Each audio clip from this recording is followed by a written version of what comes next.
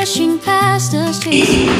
God would want us, would love to shower us with all the things that we need to make our life happy, peaceful,